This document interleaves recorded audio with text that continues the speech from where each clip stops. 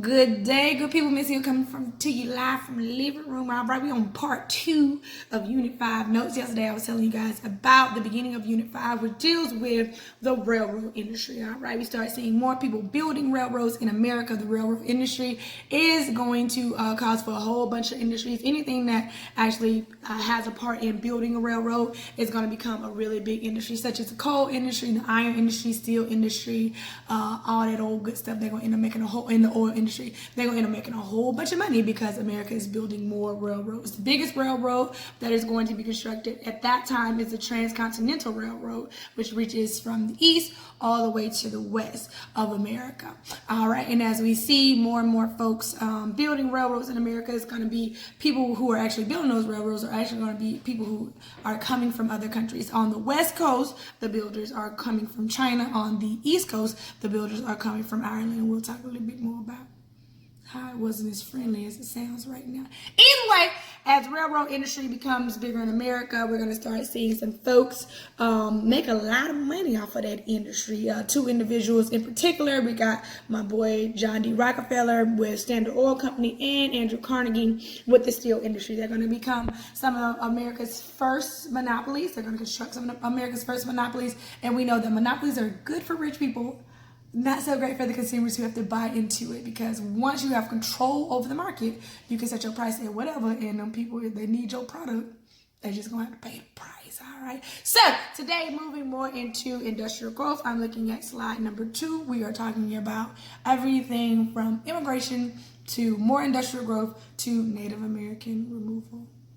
So sad. All right, so as America becomes bigger and bigger and people started seeing America as an attractive place to come to. So a lot of people from a lot of foreign nations are going to want to come to America to live, all right? Even though America had a lot of issues, there were issues in other countries, and people saw America as this land that was brand new, that was very open. There was a lot of land that had been undiscovered, unexplored, and it gave people a chance, or they believed that they were going to come here and have great opportunities. So people coming to America that are arriving from the East Coast, so people coming into places like New York, Georgia, South Carolina, eastern states, are mostly going to be European immigrants. Now, when you come to America, you just can't slide through and build a house now, okay? You got to stop.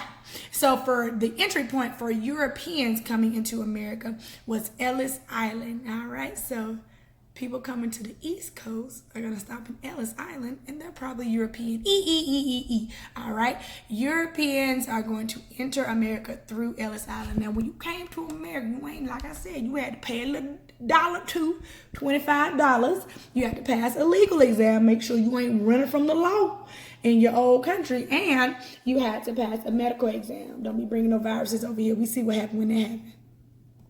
Moving along. Most Europeans at this point, up until the 1880s, most European immigrants were coming from the same place. They were coming from parts of Western Europe. So they would come from places like Ireland and England and Germany. But as America, like I said, is advertised as this place to be, more people are going to want to come. So you're going to start seeing people come from parts of Eastern Europe, places like Poland and Italy, Greece and Russia. And see, when those folks come over, because they're a little new, and for about 200-300 years, everybody for coming from the west side of Europe, they weren't treated the same, okay? Because they were coming from countries that didn't necessarily have democratic governments. They were coming from countries where they didn't look like the other Europeans, meaning they had darker pigmentation, darker hair, darker eyes. And as a result, when they came to America, they were treated sort of trashy. America will do that. They'll treat you any kind of way now. And so we're going to get into a new wave of immigrant hate caused by these new immigrants coming into America, and that's what they referred to. People who were still European, but you were coming from parts of Europe that wasn't democratic, that wasn't necessarily Protestant, that wasn't necessarily English speaking. When they got to America, they got treated pretty poorly. And this rise in hate for immigrants is called nativism. See what I did there? Root word, native. So extreme hate for immigrants is called nativism, all right? And so we're also going to see some other immigrants coming into America from the West Coast. And on the West Coast, we have a place called Angel Island, which is going to be receiving point for people coming from Asia. So Angel Island is the entry point into America for Asians, A&A, Angel Island for Asian immigrants, all right? And they too were treated a little trashy. All right, now if you with me, we on slide 8, and I put a little quote there, and it says, I came to America because I heard the streets were paved with gold. When I got here, I found out 3 things. First, the streets weren't paved with gold. Second, they weren't paved at all. And third, I was expected to pave them. And I just want to know what y'all think that mean. All right, mosey along. Question on the slide was, why did so many people come to America?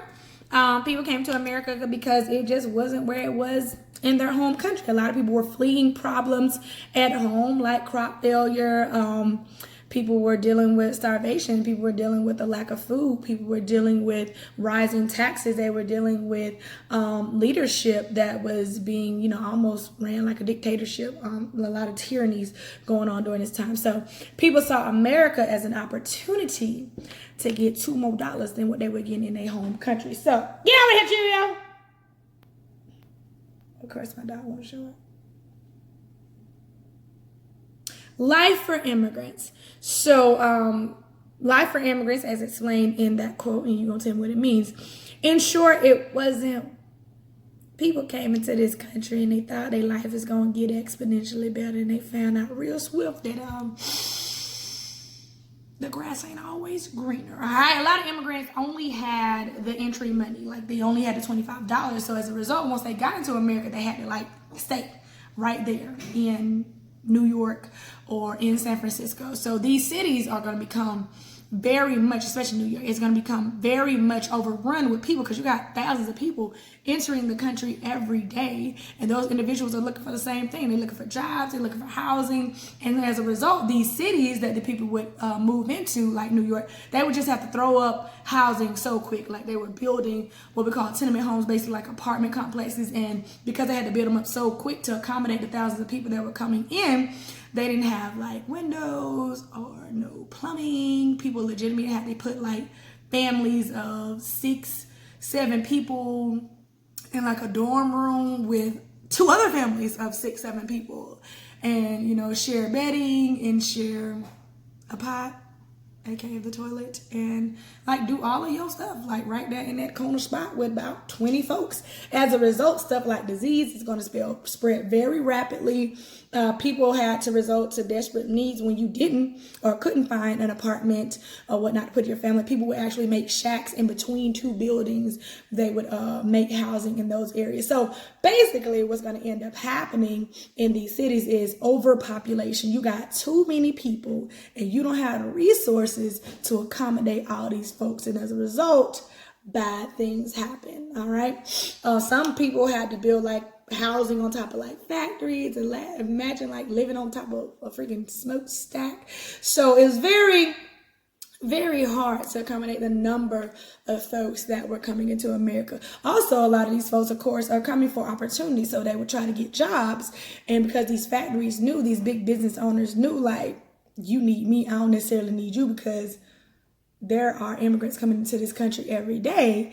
The owners would like treat the immigrant workers very poorly. They did not pay them sufficient wages. As a result, we're going to have like child labor. Everybody in the house had to go to work. Now, people were legit working for pennies a day. That's not even an exaggeration. Like, for real, people were working for like a quarter for hours or whatnot. And so because of that, because of the low wages, like I said, the whole house had to go to work. Working conditions were horrible. You think housing was bad? Imagine working in a factory that didn't have windows or, any type of circulating air, and you working in some place that's super duper smoky or super duper hot, super duper cold.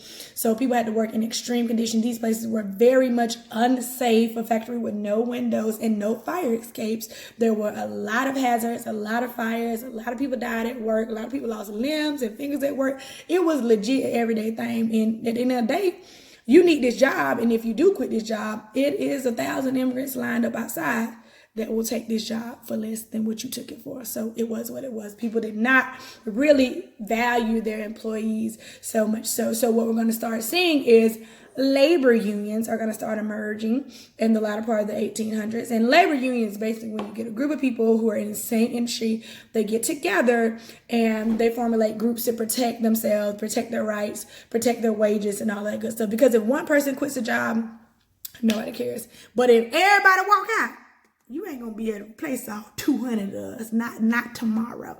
So it made owners like really listen to the concerns of their employees when the people would act together and group together in order to fight for what they wanted. The biggest labor union that is going to come out during this time is the AFL, the American Federation of Laborers, and it is going to be headed by a dude by the name of Samuel Gompers. Now that's the only time I say my boy name, but don't forget it. Samuel Gompers was the first leader of the AFL, and they were fighting for stuff like collective bargaining, basically meaning that the workers and the employers should be able to like sit down and work out stuff. They're working for 8-hour work days, as we see, clearly that worked out. And they wanted their business owners to stay out of politics, and they wanted their government to stay out of their business, because the government, as we will see, was not really looking out for the workers. They were more or less concerned with these big business owners that were paying them too. As we see in the Pullman strikes. Now, going on strike was the main way that laborers could really voice their concerns. Like, I'm just not going to work. What's up? You know what I'm saying? You need me. So a lot of people went on strike, and it was a common thing. We had situations where 40,000 steel workers went on strike at a time and whatnot. So the most important strike for us, for this unit, is the Pullman strikes. So what had happened was, in short, you had people who had so much money that they like practically owned the whole city. So this dude by the name of Pullman, he pretty much owned everything in this city, including like where people lived at, and the grocery stores, and of course the factories that the people worked in. So long story short, Pullman, the factory that he owns, is a railway car factory. And because a lot of people start getting into the railroad industry, Pullman is going to start losing money. And when he starts losing money in his business, his way of getting his money back is to increase the money, increase the prices of the stuff like in his grocery stores. And he also increases the rent in these apartments, in this housing that he owns. These folks that shopping at the grocery store and paying him rent are the same folks that work in his factory. So meanwhile, after you didn't doggone up the prices of everything in town, he also cuts their wages. So you making less money at work, but you're expected to pay out more money in groceries and rent. And the folk just, they weren't able. So in 1800 style, the folks went on strike, okay? And the strike, it gets big because you can imagine, like, we just think of this industry impacting just those people who live in that city, just some people who, built those railroad cars. But if you're building railroad cars and, you out of Illinois, there's somebody in Georgia that's waiting to put their cargo on that train. So if the trains stop in this one state, it is going to afflict people all over. So that's what's going to end up happening. And it gets so big that the government intervenes. Now, when the government steps in, the workers are under the influence that, the government about to come in and let your boy know he raggedy and he need to pay us accordingly. That ain't what happened. The government actually steps in and tell these folk they better go to work, and they send troops down there to force the strike to end. And that was old Grover Cleveland that did that, and the people were not happy. So what it showcased is that the government was more concerned with these big business owners than with labor unions and the average American. Very disappointing.